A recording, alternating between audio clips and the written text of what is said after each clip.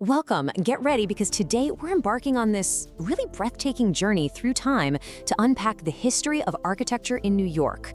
We're going to explore a complete design evolution analysis, or as we like to call it, قصة تطور إمارة New York. It's the story of NYC's architectural evolution. We're going to look at how this small, totally utilitarian coastal settlement transformed into, well, literally one of the most recognizable and dynamic urban skylines on the planet. We'll explore those massive historical shifts for sure, but we're also going to zoom way in on the architectural design behind New York to see how its most iconic spaces actually function on a daily basis. Okay, let's dive into this. Here is our roadmap for today. First, the evolution of NY architecture. Second, inside Grand Central Terminal. Third, the fight for preservation. Fourth, Robert Moses and modernism. And finally, number 5, the 21st century skyline. Number 1, the evolution of New York architecture. To really understand the city we see today, we've got to look back at its roots. So looking across 300 years of history, we see these 3 massive leaps. We start way back in 1624 with Dutch New Amsterdam. Just picture simple, utilitarian brick buildings with gabled roofs, basically built just to survive that harsh coast and weather. But then, as the city absolutely exploded in both population and wealth, the 1850s brought in these grand Greek and Gothic revivals. Think of St. Patrick's Cathedral. It took that medieval European inspiration, but used modern materials to really show off the city's growing civic pride. And then, wow, we hit the 1930s.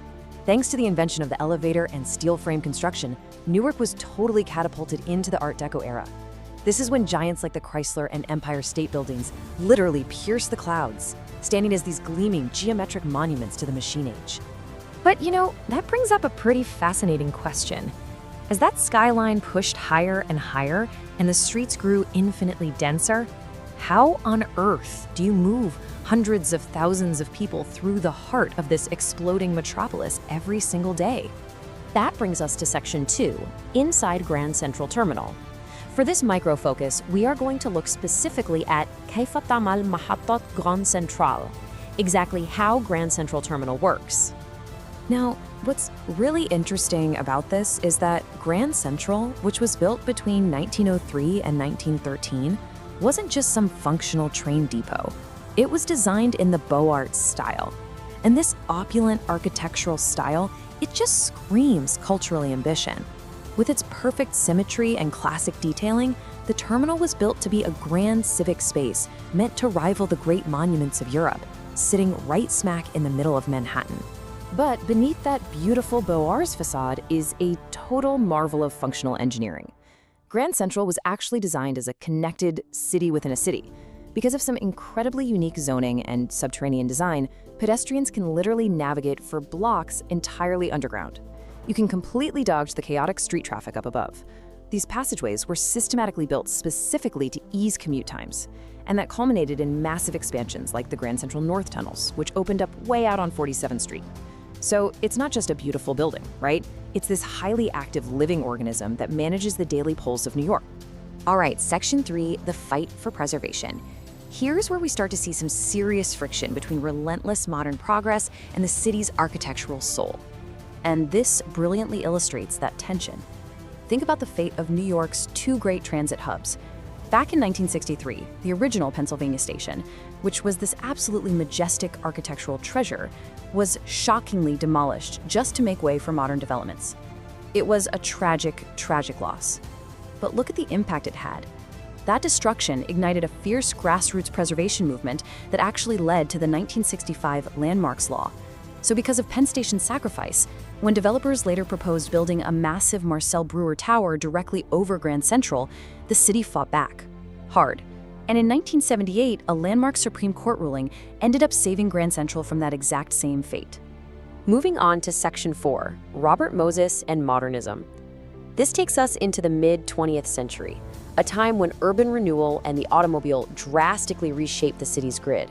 Here we have Robert Moses, a guy often referred to as the master builder of New York. From the 1930s straight through the 1960s, Moses held this completely unprecedented power over the city's public works. I mean, he built hundreds of neighborhood playgrounds, massive public pools, sprawling parks, and that vast network of expressways and bridges that completely define the modern metropolitan region. He He remains a deeply controversial but entirely undeniably influential figure whose vision was executed on just a colossal scale. The sheer complexity of his legacy is perfectly captured by architectural historian Gabriel Esperdy, who noted that, once again, the power broker's means overshadowed his ends. Moses was famous for being able to just cut through miles of bureaucratic red tape to get these massive projects built, which is honestly a trait some still admire today when public works tend to stall out. However, his ability to bypass the system and his incredibly top-down methods often overshadowed the actual projects, the parks and infrastructure that he actually left behind. So, this era produced a fundamental clash of urban ideals. On one hand, you have Robert Moses championing the modernist vision. This was a very top-down approach. Massive arterial expressways, clearing out historic neighborhoods to build these huge urban superblocks strictly to accommodate the auto age. But in stark contrast, you had the preservationist view, famously championed by Jane Jacobs. Hers was a grassroots approach. She fought for street-level urbanism, preserving the everyday fabric of neighborhoods and fiercely resisting arterial roadways. This clash actually peaked when Moses tried to run a roadway straight through Washington Square Park. Jacobs and local residents fought back, and they won, which permanently shifted the terrain of American urban planning. Let's move to Section 5, the 21st century skyline, and see how this builds into the contemporary era, which really synthesizes those battles of the past. By the late 20th century, modernism had produced these massive corporate icons that utterly transformed the physical image of the city. Just look at the Twin Towers of the World Trade Center. Spearheaded by the Port Authority, they became this gleaming metallic icon. Housing a working population of about 50,000 people, it was another incredible city within a city, and it dramatically altered the scale and the entire character of Lower Manhattan. And that brings us right into the 21st century. It's an era defined by globalization, sustainability, and honestly, profound emotional resilience.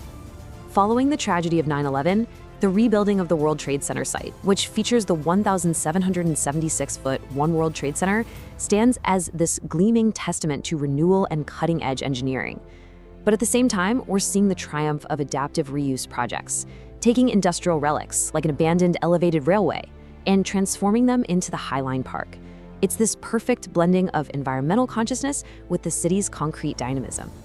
So what does this all mean? From those simple Dutch brick structures to the Beaux-Arts depths of Grand Central, all the way up to the glass towers of today, New York's architecture is a constant dialogue of reinvention. If New York's buildings truly are living organisms rather than just static monuments, what will the skyline of tomorrow reflect about today's humanity? It's something to think about. Thanks so much for joining me to unpack this incredible architectural story. Keep looking up, and I'll catch you next time.